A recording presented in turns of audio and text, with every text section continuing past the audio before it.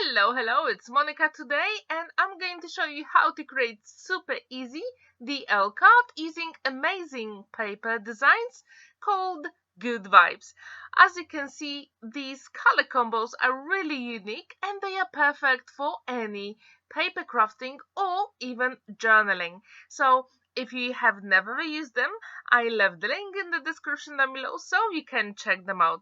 As you can see, the color palette is very muted, is very subtle, and I absolutely love it. And today I decided to show you how to create a DL card.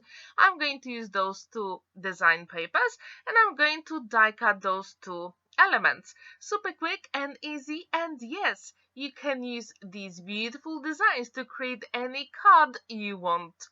Now I'm decided to choose one of the flowers, and this one is actually perfect.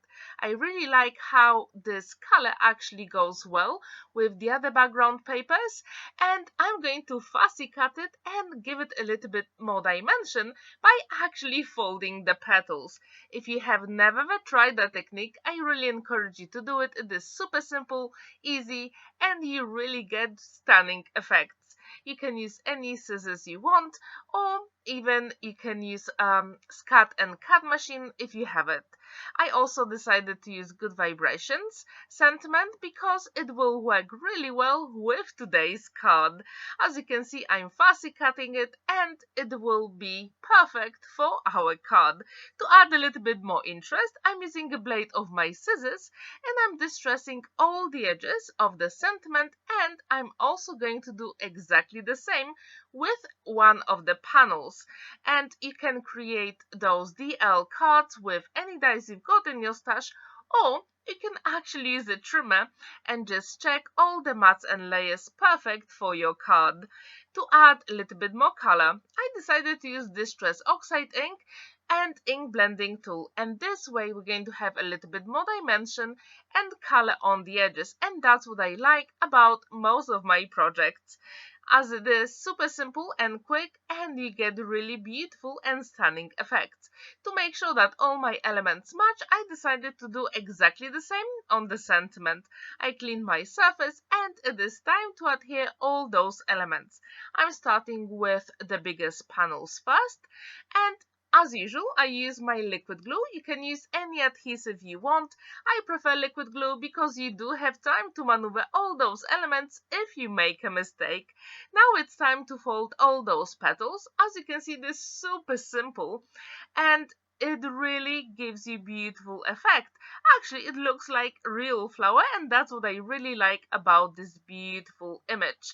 Now I've got DL size card base. I'm going to fold it, and yes, we can adhere the biggest panel first and add few other elements, and literally that's it. As you can see, this project, it is super simple, and if you have never ever created a DL card, this set is perfect for it. And yes, you can use it even for other projects, so I really encourage you to try it. And this flower is perfect, isn't it? Let me know in the comments down below, do you like that color palette? And what would you like to use those papers for?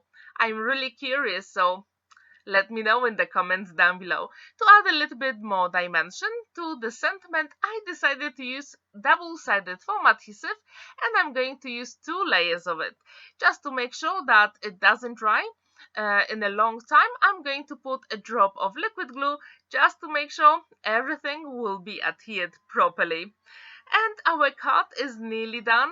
I'm going to attach the flower and also add few gold gems for extra interest. And the card is complete. And I really wonder, what do you think about this? Would you like to give it a go? And please let me know, how many DL cards have you made so far? Thank you so much for watching, and hopefully see you in the next video on the channel. Bye for now and happy crafting!